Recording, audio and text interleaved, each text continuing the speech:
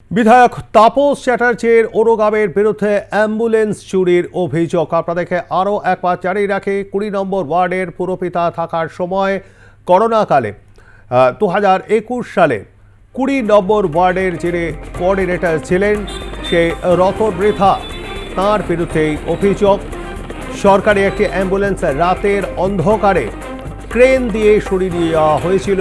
এরপরে আর ওই অ্যাম্বুলেন্সে কোনো হদিশ মেলেনি। 20 নম্বর ওয়ার্ডে বর্তমান পুরো প্রতিনিধি প্রসেনজিৎ নাগের এমনটাই দাবি। বিস্তারিত জানবো, আমাদের সঙ্গে রয়েছেন আমাদের প্রতিনিধি বিশ্বজিৎ। অত্যন্ত গুরুতর অভিযোগ, একটা অ্যাম্বুলেন্স, সেই অ্যাম্বুলেন্সে রাতের অন্ধকারে সরিয়ে নিয়ে যাওয়া হয়েছিল 2021 সালের এই ঘটনা। আজকে 3 বছর পর হঠাৎ কেন এটিকে সামনে নিয়ে এলেন বর্তমান পুরপিতা প্রসেনজিৎ নাগ?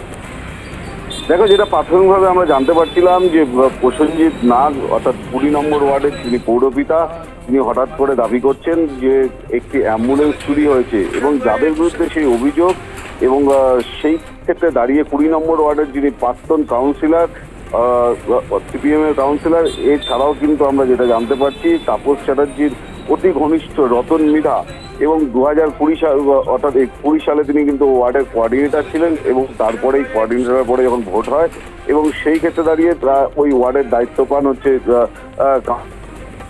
ক্ষেত্রে দেখা গিয়েছে যে 2021 সালে একটি অ্যাম্বুলেন্স, অর্থাৎ এই ওয়ার্ডে একটি অ্যাম্বুলেন্স ছিল, সেই অ্যাম্বুলেন্স রাতের অন্ধকার হয় এবং কোথায় গিয়েছে এতদিন ধরে তিনি অ্যাম্বুলেন্সটা কোথায় গিয়েছে, এবং অবশেষে সেই অ্যাম্বুলেন্সের নাম এবং সেই অ্যাম্বুলেন্সের নাম্বার পাওয়ার পরেই বারবার করে অভিযোগ উঠে আসে এবং এলাকার বাসিন্দারাও বলেন যে এলাকায় একটি অ্যাম্বুলেন্স থাকা প্রয়োজন, এবং বিভিন্ন সময় রোগীদের রাত্রিবেলায় নিয়ে যাওয়ার জন্য সমস্ত ক্ষেত্রেই এই অ্যাম্বুলেন্স দরকার। সেই অ্যাম্বুলেন্সটা কোথায় গেল?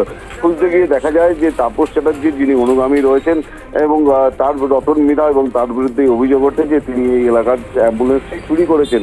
এবং এই মর্মে কিন্তু রাজ্যের মুখ্যমন্ত্রী মমতা বন্দ্যোপাধ্যায় থেকে আরম্ভ করে এছাড়াও কিন্তু আমরা যেটা দেখতে পাচ্ছি যে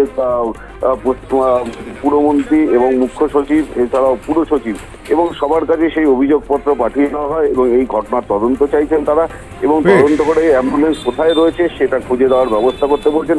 এলাকার মানুষও কিন্তু এই চুরি যাওয়া অ্যাম্বুলেন্স কোথায় গিয়েছে তার খোঁজে কিন্তু বিভিন্ন জায়গায় কিন্তু তারা দীর্ঘদিন ধরে কিন্তু খুঁজছিলেন, কিন্তু সেই অ্যাম্বুলেন্সের হদিশ এখনো পর্যন্ত পাওয়া যায়নি, এবং সরাসরি অভিযোগ কিন্তু কাউন্সিলর এবং এই রতন মৃধার বিরুদ্ধে। বেশ, ধন্যবাদ আমাদের সঙ্গে থাকবার জন্য বিশ্বজিৎ।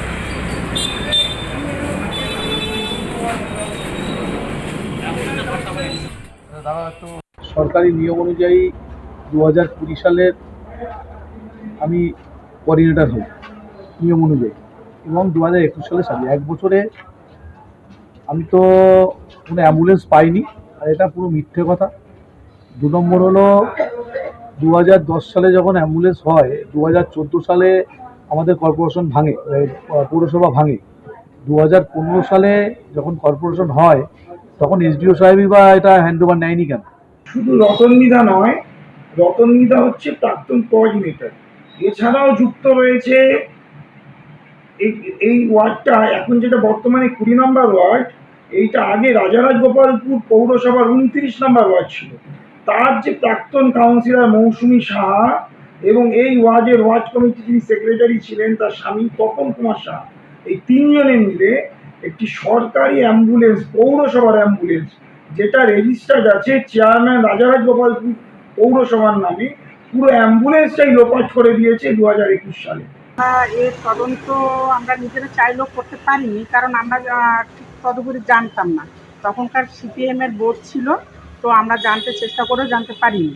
তো এমত অবস্থায় আমাদের বর্তমান কাউন্সিলর এটার উদ্যোগ নিয়েছে এবং এর যথাযথ ব্যবস্থা নেওয়া উচিত।